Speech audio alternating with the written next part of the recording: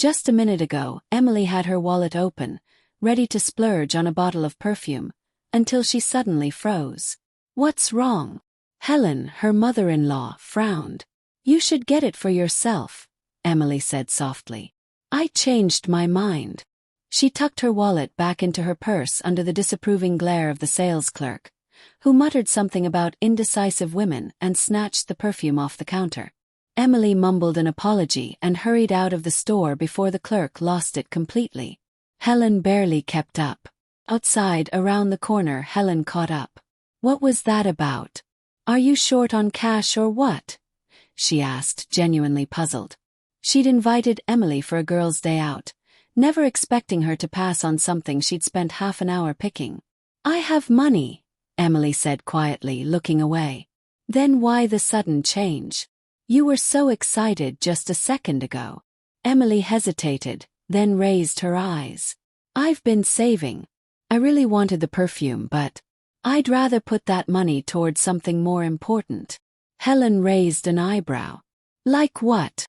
A new kitchen. You've seen how we live. I'm just tired of cooking in that mess. Helen nodded slowly. She respected Emily for exactly this reason. The girl never whined. She just worked, cleaned, held the household together, and took care of her son, Mark. And with a better kitchen, Emily would finally get a small reward for all that effort. Emily and Mark had only been married for a year when they found a good deal on a modest 2-bedroom apartment in an older building. It wasn't glamorous. Bare walls, chipped linoleum floors, old creaky plumbing, and a kitchen so outdated it felt like a set from a retro sitcom. But it was theirs. They bought some used furniture from secondhand stores, borrowed shelves from Grandma's attic, and made it work. Emily never complained. She scrubbed every corner, made old things look cozy, hung curtains to hide cracked glass, and added little touches to make it feel like home. Helen, every time she visited, was surprised by the transformation. The apartment might have looked like a fixer-upper to anyone else, but Emily had given it life. So when Emily told Helen she was skipping perfume to save for a kitchen makeover, the older woman nodded in approval. How much was that perfume anyway? Helen asked. I'm sure Mark would have supported you. Is he helping you save up at all? Emily's expression darkened. Oh sure. Helping, she muttered. We're not even speaking right now. What did he do? Helen frowned. Emily didn't answer. Later that day, Helen called her son. Mark, what's going on? Emily looks like she's ready to file for divorce. What? Come on, Mom. She's mad because I used my paycheck without asking her, he said casually. You didn't tell her.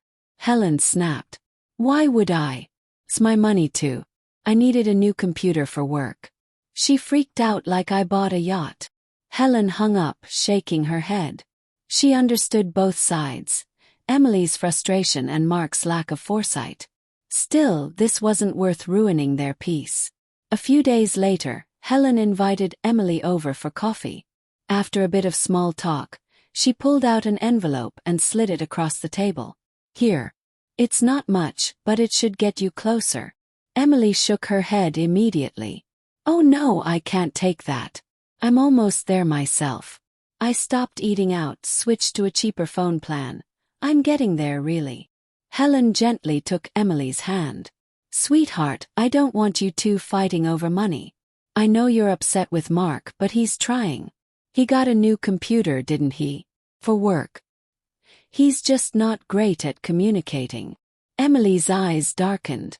Is that what he told you? Well, yes. Isn't it true? Emily sighed. That computer. He broke the old one at work. He had to buy a new one because they docked his pay. That's why we didn't have enough for the kitchen. Helen's mouth fell open. I had no idea. I'm so sorry. She pushed the envelope back toward her. All the more reason. Take it. Call it an early birthday gift. Emily nodded, eyes glossy. Thank you. That means a lot. I think this is enough. I'll order the kitchen this weekend. And once it's in, you're the first guest I'll have over. Mark was home when Emily returned. He immediately noticed the spark in her eyes and the lightness in her step. You seem happy, he said, raising an eyebrow. Something good happen? Emily smiled. You could say that. I finally saved enough for the kitchen. No more hunching over that broken counter. I want cabinets that go all the way up the wall, a built-in oven, and a cooktop that doesn't wobble when I stir the soup. She closed her eyes for a moment, imagining it. Mark grinned. Well, that sounds nice. When are you going to pick it out? Saturday. Want to come with me? I'll try, he said vaguely, already turning back to the TV. But the next day Mark surprised her. He came home with flowers and a bottle of champagne. Emily raised an eyebrow. What's the occasion? Do we need a reason? He said, pulling her into a hug. I just felt like celebrating. They drank, laughed, and for the first time in a while, she let herself feel hopeful. But the next morning, her hope shattered. The next morning, Emily went to her usual hiding spot, a small box tucked in the back of her closet behind a stack of scarves. But when she opened it, her heart dropped. The envelope with all the money was gone. Her breath caught in her throat. For a moment, she thought maybe she misplaced it. She checked the drawers, the bathroom cabinet, even her purse. But deep down she already knew. Mark. She waited. Paced. She tried to calm herself, to think of a less infuriating explanation. But by the time Mark walked in the door, she was shaking. Where's the money, Mark? She asked, her voice sharp. He froze. What money? You know what money? The money I've been saving for months. The kitchen money. It's gone. Mark sighed and dropped his bag. Emily, stop yelling. Yeah, I took it. Big deal. It's not like it disappeared. I needed it. For what? To pay off what I owed from work, okay? He snapped. They deducted it from my salary when I broke the computer. I just wanted to clear the debt. And I got this. He held up a brand new tablet. Now we can watch movies, read, whatever. Together. You always say we don't spend enough time together. Emily stood there, stunned. You used my savings for a toy? Mark rolled his eyes. Not a toy. Tool. And hey, at least I didn't spend it on booze or something. That night she said nothing else. She didn't argue, didn't cry. She simply stopped cooking. At first, Mark didn't notice. The next evening, he came home hungry and found Emily lounging on the couch, casually flipping through the new tablet. Smells like nothing, he joked, peering into the empty kitchen. What's for dinner? Emily didn't look up. I already ate. You can whip something up if you're hungry. He blinked. Wait, what? Kitchen's right there, she replied calmly. I'm not going in there again until it looks like a real kitchen. You said yourself, right? You needed that money more than I did. Mark stood in silence, expecting her to laugh and say she was kidding. But she wasn't. The next day the same. And the next. A week passed. Mark survived on frozen meals, cereal, and questionable microwave attempts. Emily remained polite, even cheerful. But she never touched a pan. He started to get the message. 2 weeks later he called his mother. Mom, she's punishing me. I took some savings. Yeah, I probably should have told her, but now she won't cook. She barely talks to me. His mother sighed. Then maybe you deserved it. I told you. Emily's not the type you can just walk over. The next day, Mark came home with a thick envelope of cash. No flowers. No jokes. Just money. He laid it on the bed, defeated. Here. I hope it's enough. Pick out whatever kitchen you want. Just, please come back. Emily counted the bills, nodded, and softly said, It's enough. The very next morning, Mark woke up before Emily. He made coffee, didn't say a word, and by 9 a.m., they were standing in the showroom of a local home goods store. Emily didn't rush. She walked between sets, inspecting every drawer, surface, and handle.